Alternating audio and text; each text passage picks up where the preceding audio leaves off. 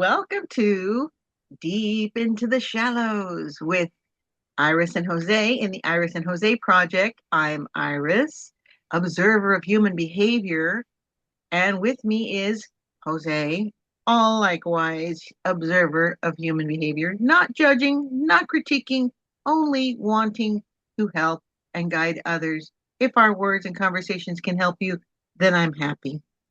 Share, comment, subscribe, etc. If you want to, no pressure. We have been talking about communication.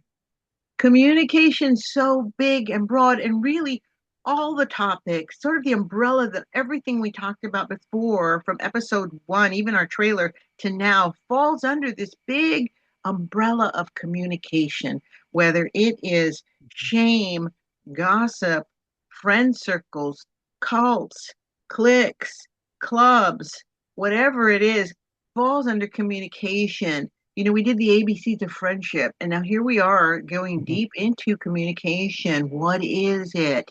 You know, Listening as a big part of it. And so we move into this realm of communication called misunderstanding. So, Mhm. Yeah. what do you think about that, Jose? So misunderstanding is something that happens very, very often, especially in this world of technology. We sometimes don't understand people's message or we don't understand their tone because maybe they put an exclamation mark because they're upset or maybe it's because they're really excited. You've made a good point there. In this Uh-huh. age of texting, it is Mhm. very easy for people to insert their own tone in that Mhm. written communication, emails, Yeah, texts, anything that you read, you're going to insert a tone. That's a huge, huge point and a huge sticky wicket for misunderstanding, exactly. right? So, how often are we reacting to Yeah. what someone actually said or wrote versus the story that we've created about what they meant? What do you think? Mhm. Well, I think about that episode of Key and Peele, or like I guess the skit because that's what they were known for.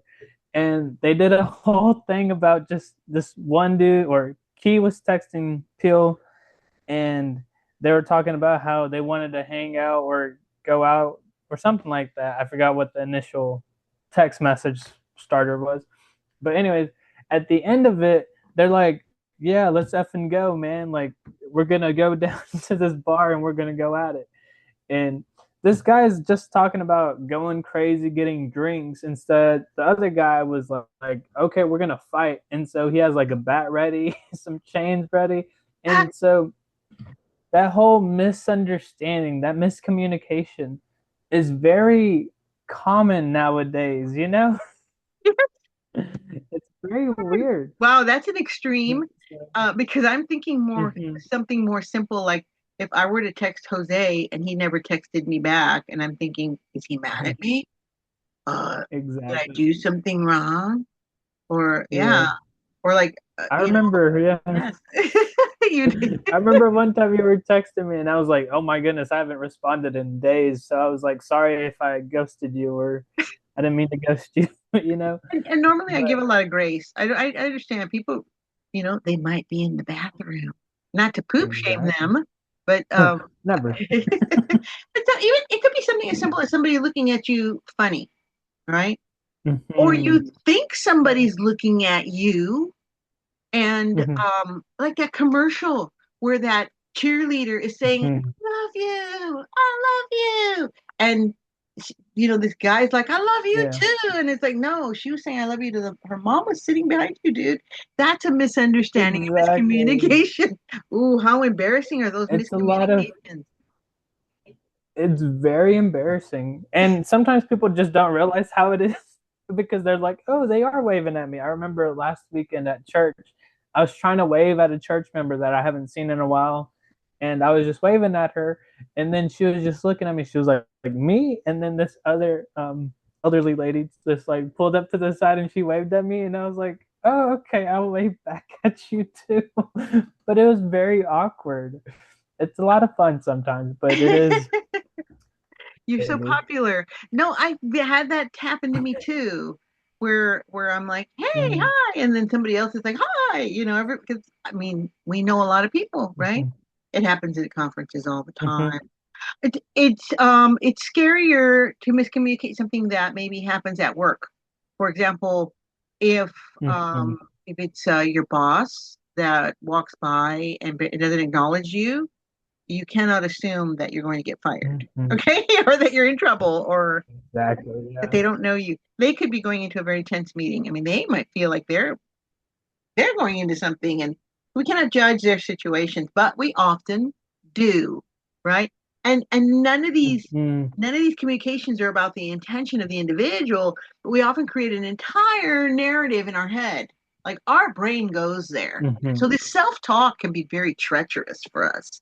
We don't Mm-hmm. communicate sometimes in a real situation, like in reality. We're here in this fantasy world that we create of our own, and that is based on the interpretation of our own reality of that communication. Anyway, I just inceptioned Exactly. myself. Yeah. So no, that's a good point about like interpreting things and making it your own reality. Because literally this morning I was trying to get some coffee and I'm driving, I'm minding my own business, and then I see this truck. It's a nice truck. He's got a trailer in the back, but he's counting his money, just like Behind going the at it. wheel, And he counting had a ton money. of money, just counting money. And I was thinking to myself, like, wow, I'm poor, you know? But then I was just like, oh wow, like he might have a good job or he must have got paid today. But not ever thinking to myself, unless after I paused and stopped and thought to myself, I was like, okay, maybe he might owe someone money and he's like getting it ready to pay something. That was my I first was just instantly like, this is exactly. I was like, he's the richest man in the world. thought. But This man's counting money as he drives all the it's time. crazy how Is our that his job? mind Does he deal drugs? Don't tell me maybe you didn't that think that. Like, stop dealing drugs, dude. Like, I don't know. Like, I, that thought did not cross your mind at all. Okay, well, maybe I'm maybe just yeah. like a cynic. Yeah, see, and so there we go now. Now Yeah, assumptions, right? Like someone exactly. else seeing that man driving with the money counting, you know, Hmm. that's gonna be like what we talked about before. Now our assumptions are gonna lead here, and anyone else looking at that, like I know I have some people in my circle that would probably think that too. Like, oh man, that guy's over there. He's a drug dealer. He must be. Yeah, He's got cash money. Well, you're right, exactly. Jose. What if he is going to go pay a down payment on something? Like he's gonna buy Hmm. something, or we don't know the man's life.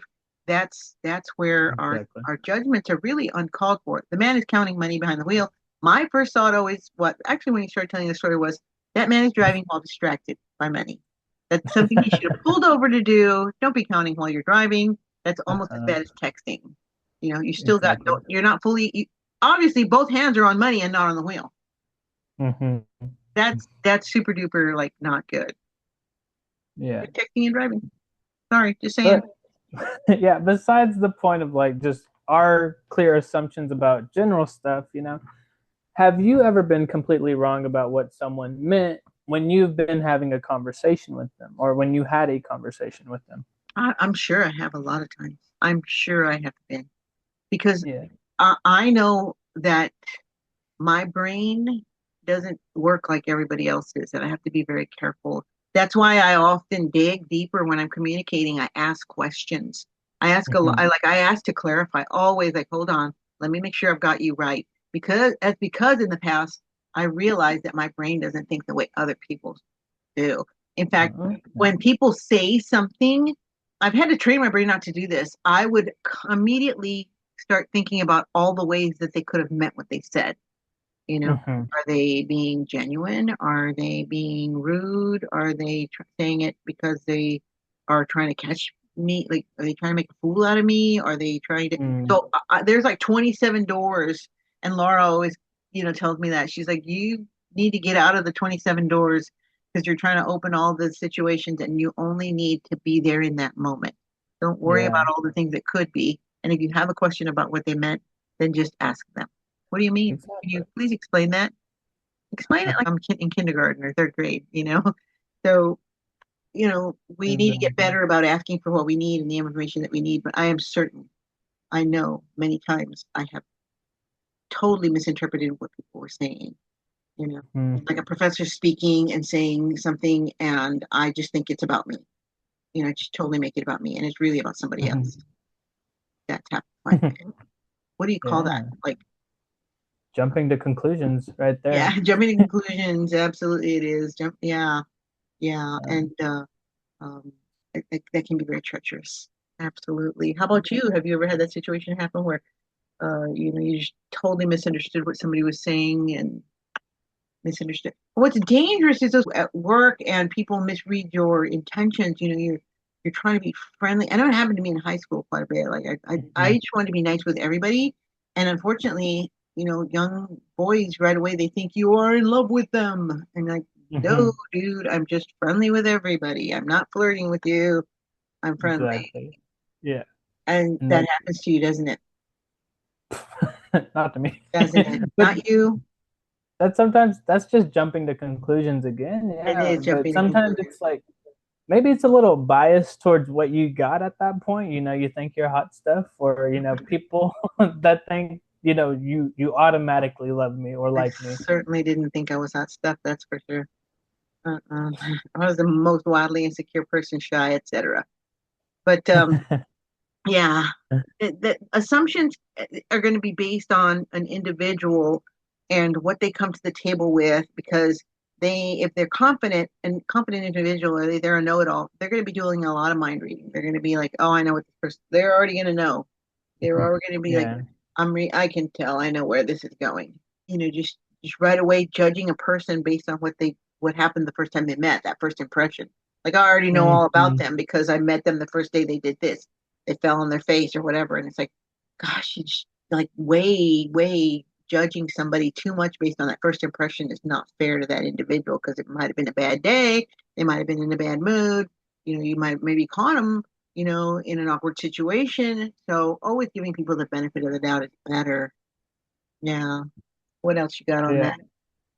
No, I completely agree about the first impressions thing. Sometimes, when people shake your hand, either like just in a weird way that bothers you, sometimes you're like, I just don't want to talk to them. Like, I don't, I don't Can you think they're a good elaborate on a person. weird way? Because I had a weird experience like that. I thought it was the weirdest thing about handshake. Okay. So one time I was trying to shake hands with my cousin because I haven't seen him in a while, and he just like wrapped his hands on my fingertips. And so I was just like, I didn't even like get in there to like have a firm handshake. So I just felt awkward about like how I had to hold his hand. And so ever since that impression of like meeting him again, I was just like, I don't think I want to talk to him. Like, what the heck was that? And so and then Well, no, let's stop real quick. let's Handshake, stop. handshake, the handshake. Now speaking of listening, because we did the last episode was about listening, and as soon as Uh-huh, you described this odd handshake of like grabbing your fingers. Now, in my head, I'm uh-huh. thinking, what does that mean? Because there is a psychology of handshake, right? That firm Wow. handshake, right? That firm Uh-huh. handshake, like hand to hand, mano a mano, like nice to meet you. You want to have a good, because people judge your character based on, and you're affirming this, judge your character Mhm. based on a good, strong, firm handshake. And so then of Exactly. course, as opposed to what I've always known is called the limp fish, like they're gonna hand you Mhm. something and it's like the limp wrist or limp fish or I don't know what the heck, something limp. Like your hand is limp and they're like barely shaking your Uh-huh. hand. And it's like that is a sign of passivity, of weakness. There's no strength in this person. I'm trying to figure Uh-huh. out what a firm knuckle grip is. I don't know why. You've thrown me for a loop. You Oh, throw I'm me sorry. for a loop, man. Like the finger grip handshake. But I mean, that's Yeah. interesting. And so you have judged that first impression. And do you still speak to this person, or do you like shy away from them just strictly based on the finger grip? I felt like I did for a while, but to be honest, we don't really communicate. So it's they live in California, we live in Texas, obviously. So Oh, we don't have that much time to connect. And when they do come over, it's a quick conversation, just like, hey, how are you doing? But that's just the story that always pops up in my head because I'm like, I don't know if I want to shake his hand. But that's just me having that first impression and staying with that assumption that maybe he just mistimed it instead of like, I don't know. hardcore judging, You know which me. is something I should do. I'm doing the analytical Yeah. listener because there's of course the listeners that come in and they listen for the emotion, and we talked about that a couple of times before, like when we first started talking about communication. But I went ahead and I was an analytical listener there, and I went and asked them internets. And a handshake where a person grabs only your fingers, often called a fingertip grab. There's a name for it, Jose. The fingertip grab Wow. typically signals insecurity, anxiety, or a deep desire to keep you at a physical and emotional distance. So what he was communicating to you, and you picked up on it, was, Yeah.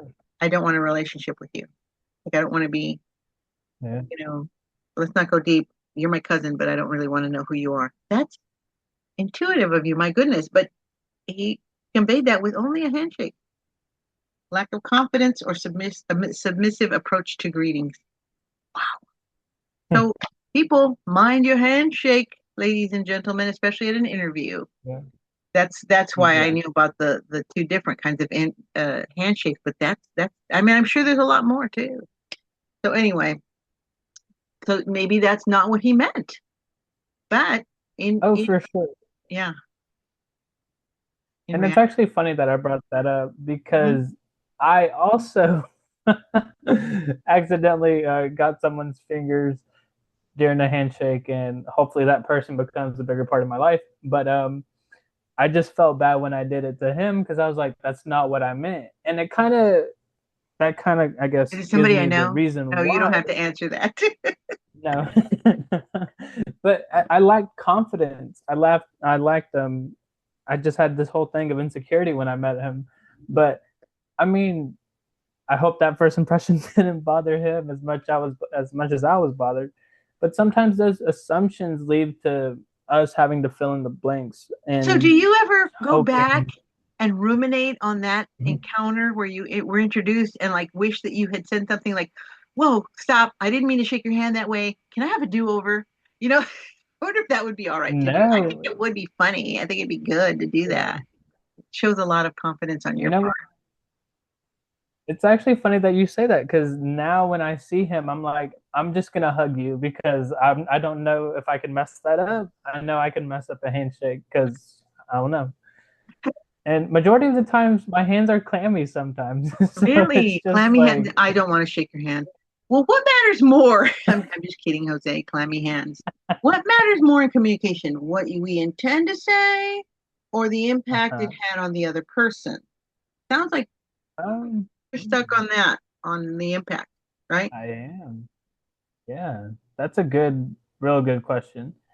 Because sometimes it's not that we lack the vocabulary, but it's just like we lack the actual message we want to convey.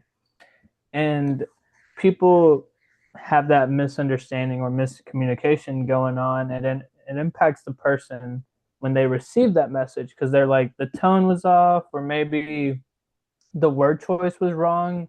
I remember one time I was talking to someone and they said something and it made me think like, whoa, like, is that what you really think? And when I asked the questions, the follow-up questions, they started to say, oh no, that's not what I meant. Like, I meant to say this, and they explained themselves a little bit better. And sometimes when we ask that question to clear the misconception, it's better than just sitting with that thought and thinking like, okay, that's what they intended to say, that's what they meant, and I'm just going to let it impact me without having a further conversation. And so I think it really matters when you convey the message you want and the way you want it, um, just a little bit more than the impact it could have on someone. Well, Just a little bit more. yeah, I agree. And I think we're getting now into the realm of difficult conversations.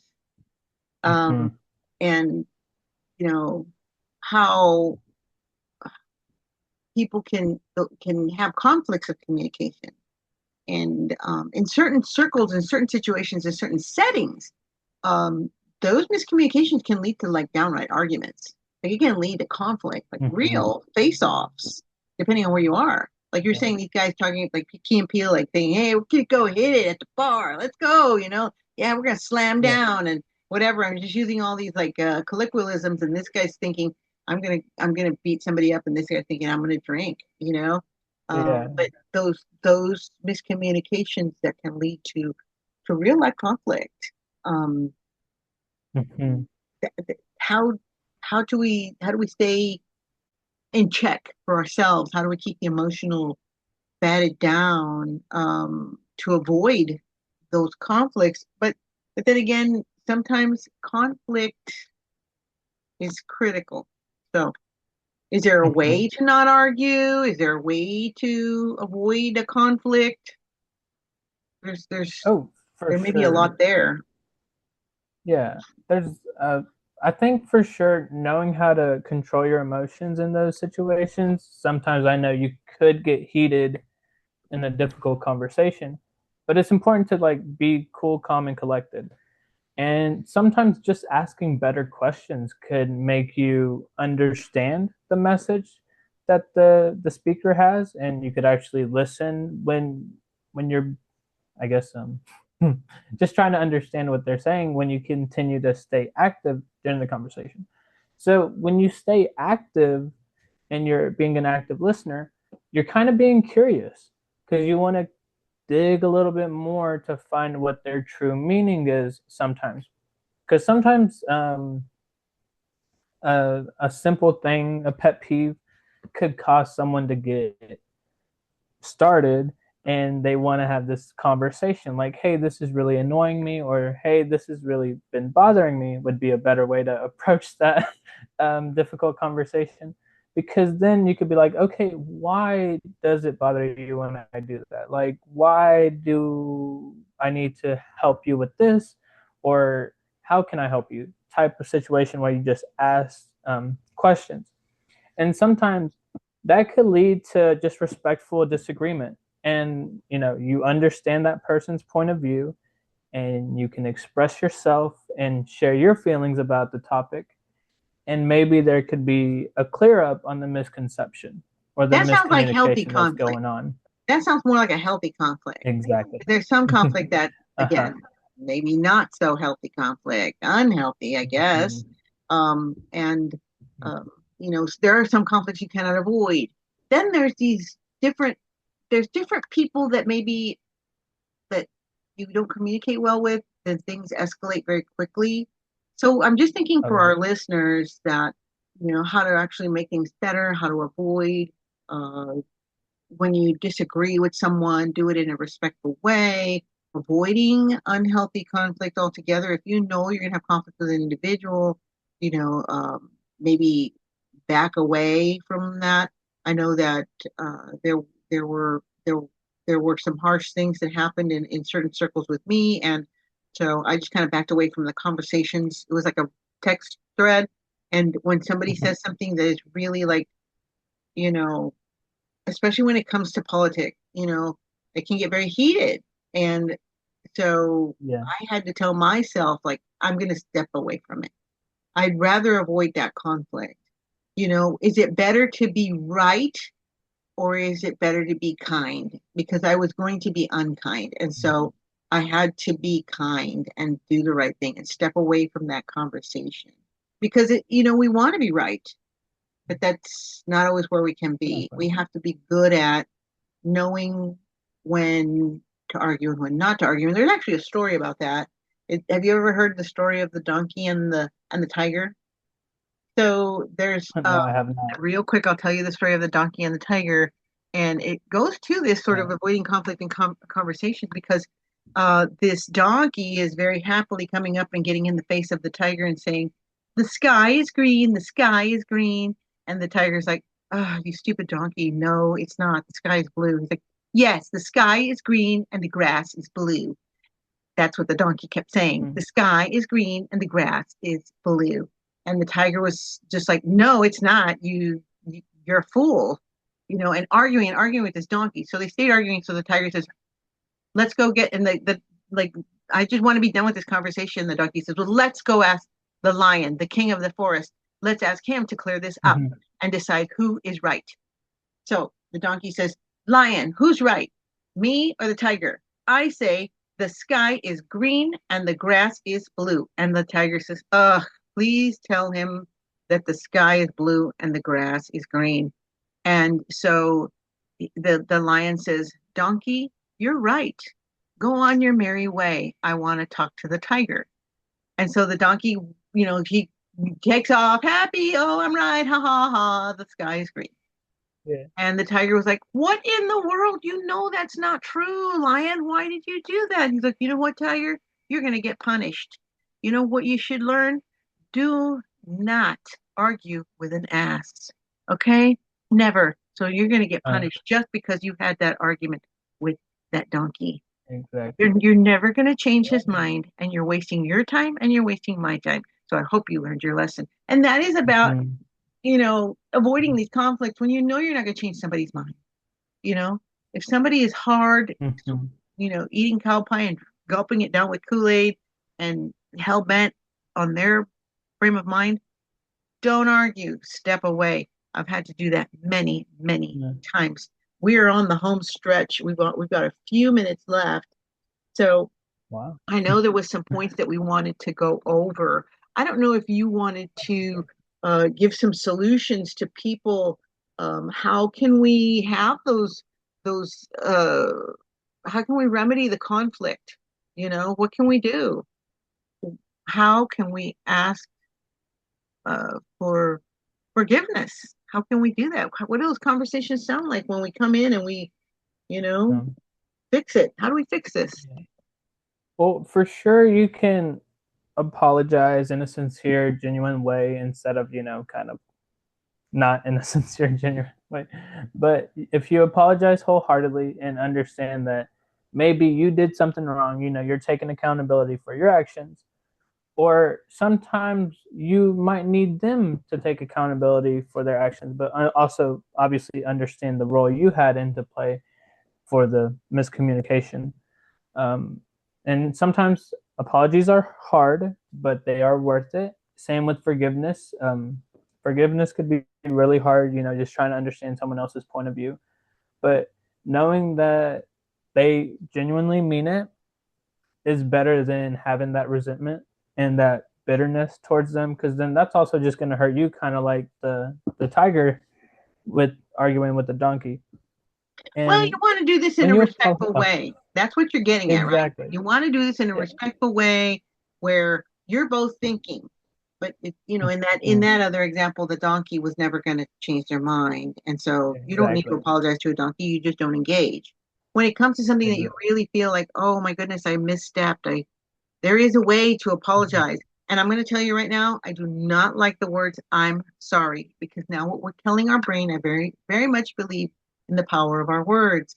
And you are not sorry, because what that is implying is that you, as a child of God, are not worthy. And that is not true.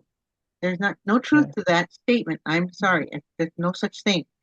And so rather than say that, I would ask people to reflect on their apology when they come up to someone and ask them, it is a conversation that says, if I have said anything to you or communicated anything to you that offended you, or you found Mm-hmm. offensive, or that you were hurt by it, or I sincerely did not ever intend to hurt you or create that communication, just conveying your content in a respectful way and reflecting Mm-hmm. on the conversations that were had and just saying thank you for understanding. If I was emotional, it was because of this situation.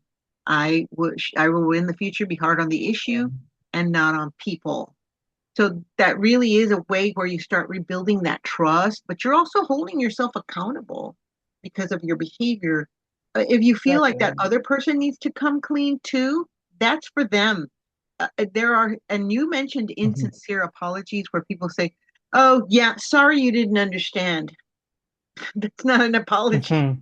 That's underhanded. That's Exactly. not an apology. And so these things where they're shifting the blame to someone else through an I'm sorry you didn't XYZ thing, don't do those. That's ugly. I've never ever appreciated that sort of insincere apology. You were going to say something. Yeah. Oh no, I completely agree with that. With building the trust after you convey the message of like how you really feel and wanting to understand that other person's point of view, which would lead to the accountability thing. And so, yeah, and a lot of people fear silence, which I completely understand. You know, they made it a bad thing when it comes to the silent treatment, especially when you're having those hard conversations. So sometimes the miscommunication is that they don't want to talk anymore because they're being stubborn or they're having something else that they want to say.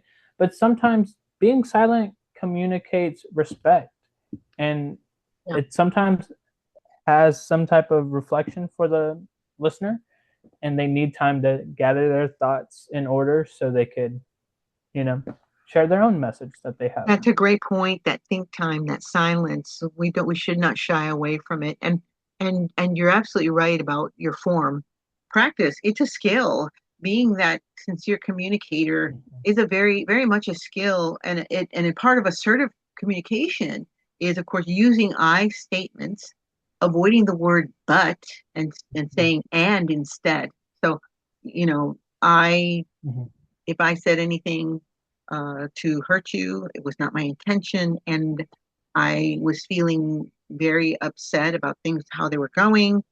If Mhm. this can't happen this way, then I hope that you will understand. I don't want to be a part of that, or whatever it is that you have to convey, because you want to make sure that you're using I, avoiding but, saying and, making sure you state your feelings and give alternative situations that you're okay with, and make sure you state what you're not okay with. So being assertive means that you're stating and you're respecting yourself, but also respecting that this person has an ask or a situation or whatever it is. And that way we can avoid those conflicts. But that's better communication, because it's not just Mhm. an exchange of information and words. And, we're not just we're living together. It's meaning, it's heart, it's emotion. It's driven by so much more than that. So what do you have for us, Jose? Some closing words, because we're on the wire now. We're on the wire. Speaking of the wire, no, I'm just great show by the way. Um, no, I know miscommunications are sometimes the reasons why we have these difficult conversations that lead into arguments. But I believe that if we truly take the time to listen and try to understand their points of views, we can move forward in a better direction because we're going to build that trust. We're going to build that accountability for yourself and for the other person.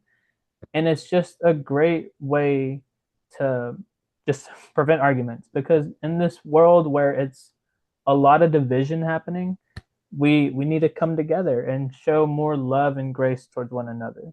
I agree. I agree. When conflicts happen, know and practice how to resolve them with good communication. And it does take practice. Well, this is Deep into the Shallows, where everyday conversations reveal deeper truths about how we live together. Thank you very much. Like, subscribe, comment, share with your friends. It's just two people having a conversation without judgment. But hopefully, you guys will get some help, a nugget of truth. Thanks, Jose.